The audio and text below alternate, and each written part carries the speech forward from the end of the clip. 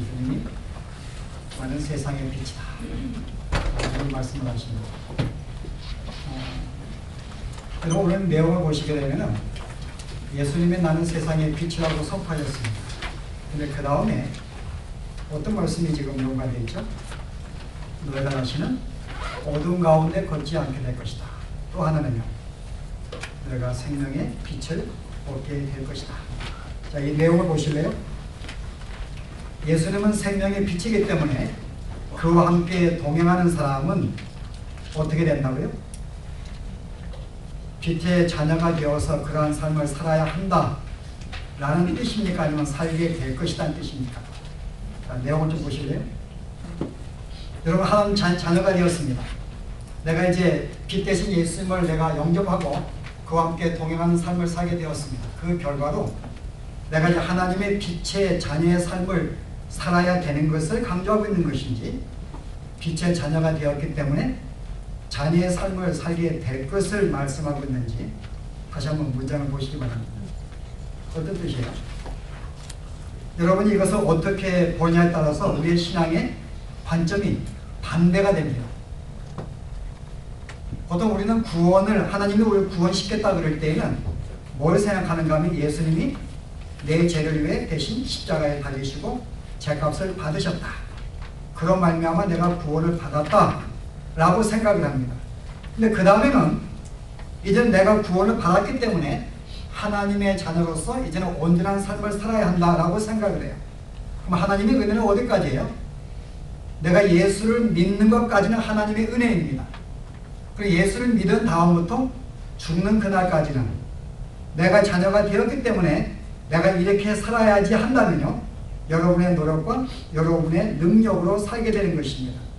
그럼 내가 선을 행하는 것은 내가 자녀가 되어서 자녀답게 살려고 노력했기 때문에 이 선은 나의 노력으로 된 것입니다. 그러면 하나님의 은혜가 아니고 여러분의 공로가 되는 것입니다. 그리고 오늘 이 말씀 여러분들이 제대로 이해 못하시게 되면 여러분이 예수를 믿은 다음에 여러분이 자녀로서 노력을 하고 힘을 쓰는 결과로 내가 지금 이렇게 살고 있기 때문에 여러분 하나님 앞에 그 은혜에 대해서 감사를 우리는 드리지 못합니다. 왜냐하면 내 노력을 했기 때문에 그 모든 수고를 나에게 영광을 돌리게 돼 있어요. 내가 성경을 많이 알고 있고 예배를 내가 착실하게 드리고 내가 주 앞에 봉사하는 모든 것들은 내가 그렇게 하였기 때문에 결국 내가 드러나는 일이 됩니다. 그리고 오늘의 이 말씀을 만약에 오늘 내가 빛 대신 주님과 동행하는 삶을 가졌기 때문에 마땅히 빛의 삶을 살아야 한다고 생각하면 이제부터 사는 것은 내 공로가 되는 것입니다. 그러면 하나님의 은혜와 관계없는 여러분 능력으로 사는 거예요. 그래서 성도들이 보통 구원을 받는 것까지는 하나님의 은혜고 사는 것은 나의 노력과 하나님의 도우심 생각하기 때문에 우리는 별 마음속에 감사한 마음이 별로 없습니다. 오히려 내가 그렇게 잘 살았기 때문에 나는 생각이 내 마음속에 깊이 담겨 있어요. 그래서 거의 나를 드러내거나 내가 나타나게 되어 있지 하나님께 정말 감사하다. 모든 순간순간마다 하나님의 은혜로 내가 이렇게 살아왔구나를 내가 고백하지 못합니다. 여기는 우리 신앙에 큰 차이가 있습니다. 오늘 복음은 계속해서 우리에게 말씀하기를 너희는 그렇게 살 수가 없다는 것을 계속 강조합니다. 자, 오늘 본문 볼까요? 자, 예수님이 세상의 빛이다 라고 말씀하신 배경이 뭘까요, 여러분? 이 배경은 어떤 배경일까요? 그냥 갑자기 성경 나와가지고 내가 세상의 빛이다 선포하시는 거 아닙니다. 지금 이 해석은 초막절 마지막 끝날에 하시는 선포예요. 초막절 끝날. 이스라엘은 3대 절기가 있는데 그 중에 하나가 초막절입니다. 초막을 짓고 산다고 초막절이라고 해요. 다른 말로 장막절, 장막을 친 장막절이라고 합니다. 또 하나는요, 초막절을 왜 가져요? 이때는 추수 때입니다. 그래서 이스라엘 백성이 추수의 모든 곡식을 드린 다음에 곡식을 창고에 쌓아 놓습니다. 수장한다 그래요. 그래서 수장절이라고 합니다. 그 곡식을 쌓아 놓은 다음에 갖는 행사가 바로 이것입니다. 그게 뭘까요? 먼저 밖에 나가서 일주일간 초막을 치고 사는 거예요. 그 다음에는요, 성전에다가 물을 떠가지고 제단에 물을 뿌리는 행사가 나옵니다. 또 하나의 행사는 성전의 양 좌우에다가 큰 등대를 달아가지고 2개의 촛불을 켜서 온 이스라엘을 밝히는 행사를 갖게 됩니다. 오늘 이 세 번째는 실제 촛불과 연관해서 하신 말씀입니다. 지금 이스라엘 백성이 지금 서기관과 바리새인들은 지금 성전에다가 지금 촛불을 켜놓고 그들이 행사를 갖습니다. 왜 행사를 가져요? 하느님은 우리의 빛이시기 때문에 계속 우리에게 빛을 비추어서 우리로 하여금 하나님의 광명 속에 살기를 소원하는 마음으로 빛을 비추는 것입니다. 소원이 뭐예요? 주님이요, 오늘도 우리에게 빛을 비추어 주옵소서. 우리와 함께 주시옵소서. 좀 우리에게 복을 빌어 주십시오. 그래서 우리가 그런 기원하는 마음을 가지고 하는 것입니다. 이건 소원을 갖는 거예요. 근데 이 생각이 잘못되었다는 것입니다. 예수님이 그 앞에서 내가 세상의 빛이라고 하는 것은 너희가 빛을 내려달라고 소원하는 것은 잘못되었다는 것입니다. 뭐예요? 이미 너에게 빛을 비추고 있고 여전히 빛과 함께 있는 것을 알라고 하는 것입니다. 오늘의 내용은요, 우리 소원을 갖는 것하고 이미 우리가 가진 소원을 이미 받고 있는 것하고는 틀린 것입니다. 주님의 강조점은 지금 너희가 그 혜택을 받고 있다는 거예요. 주님이 너와 함께 동행하고 있고 빛이 비추고 있고 너희를 안내하고 있다는 것을 알라고 하는 것인데, 지금 이스라엘의 행사는 내가 빛을 비추는 말미암아 주님이요, 우리가 좀 어둠 가운데 있습니다. 여전히 우리에게 빛을 비추어서 빛 안에 살게 해주신 축복을 주시옵소서 라고 하는 소원을 아뢰는 것입니다. 여러분, 큰 차이가 있어요. 내가 받지 못했기 때문에 받기를 소원하는 마음으로 하는 것하고요, 이미 받고 있는 것을 인식하지 못하는 것, 그 다음에 이미 받은 것을 감사하는 마음으로 하는 것하고는 큰 차이가 있습니다. 그래서 오늘의 행사는 지금 이스라엘 백성들이 지금 등대를 불을 비추고 하나님이 계속 우리에게 빛을 비추기를 소원하는 그런 소원하는 마음을 갖는 그 순간에 나타나셔서 바로 내가 세상의 빛이다 라고 말씀하시면, 그 다음에 하신 말씀은 뭐예요? 내가 빛으로 왔기 때문에 너에게 이미 빛이 비추고 있고 그러므로 너희는 어둠 가운데 지금 거하고 있지 않다는 것을 강조하고 있는 내용입니다. 내용이 좀 어려워지는데, 그죠? 우리가 오늘 이 말씀을, 실은 쉬운 말씀이 아닌데요, 제가 조금 더 이 말씀을 이해하기 위해서 초막절을 조금 더 우리가 한번 다시 한번 상기하면 이 말씀이 더 깊이 들어오겠는데요. 여러분, 초막절은 무엇과 뗄 수가 없는 관계라고요? 초막절 보실래요? 우리 주님이 우리에게 초막절을 지키는 행사에 대해서 여러 가지 말씀하시는 그 중에 하나, 우리 기억할 말씀이 하나 있습니다. 레위기 23장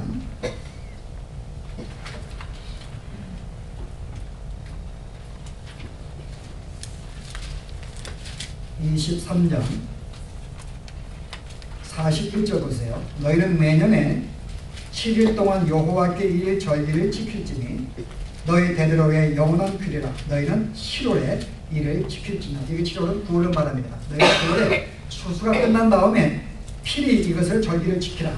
너희는 7일 동안 초막에 거하되 이스라엘에서 난 자는 다 초막에 거할지니라.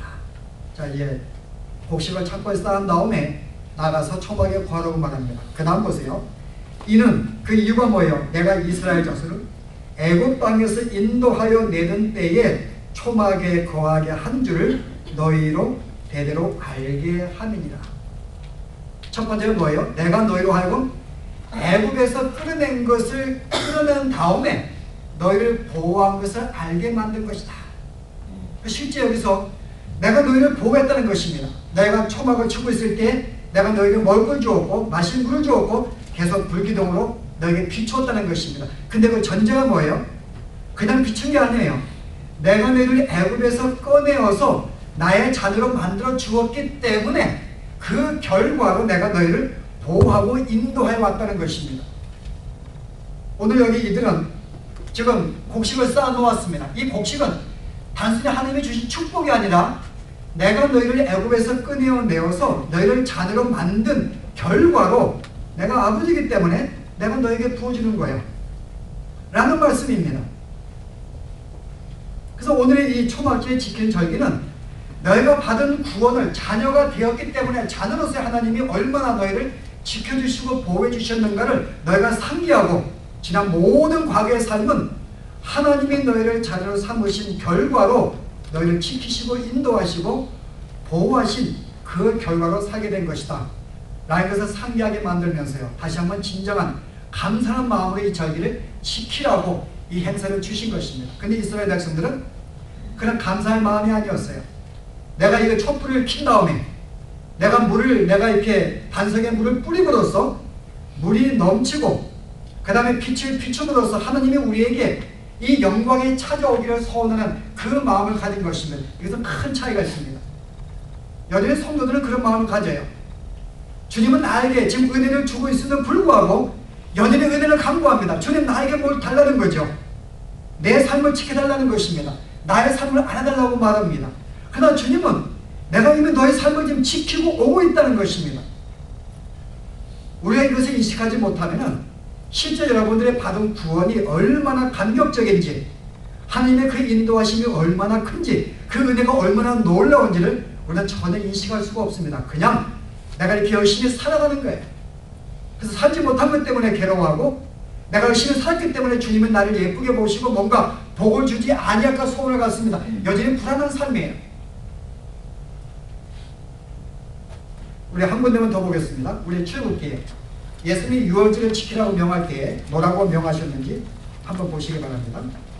출애굽기 13장 보실래요?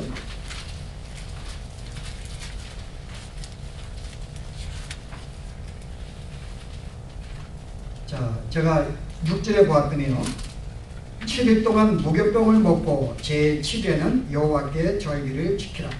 7일 동안은 무교병을 먹고, 그 다음에 쭉 보실래요?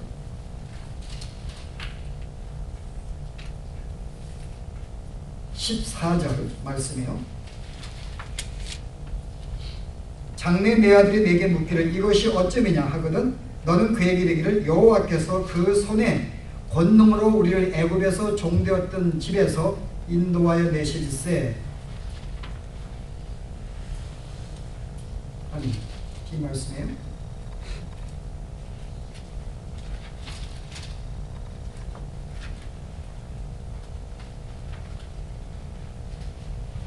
제가 지금 혼돈하고 있네 지금요. 12장 말씀이요.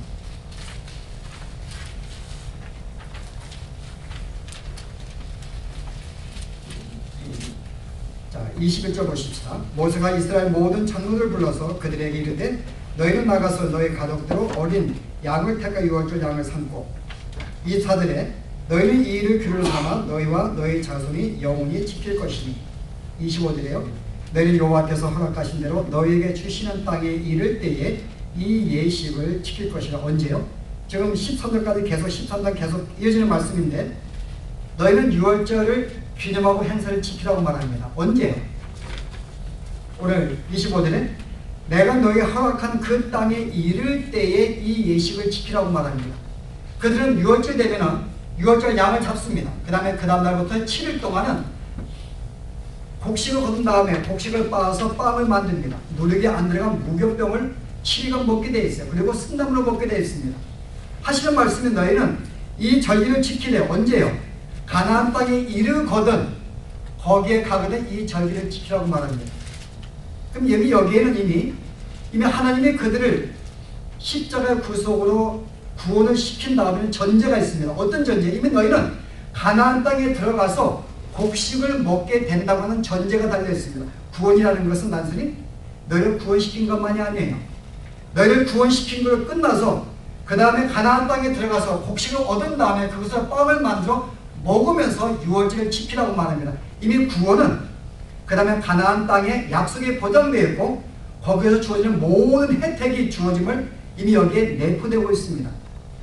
다시 한번 반복하게 되면 이 초막절 행사는 나를 구원시켜 주신 하나님의 그 유월절 행사를 기억하면서 지키는 것이고요. 유월절은요, 이게 전부가 아니라 구원을 받는 순간부터 하나님이 인도하심이 있었고 그 인도하심으로 가나안 땅에 들어가서 영원한 축복을, 영원한 안식을 누리게 된다는 전제를 하나님이 주시기 위해서 오늘 초막절과 유월절 행사를 함께 묶어서 이 행사를 지키라고 말합니다.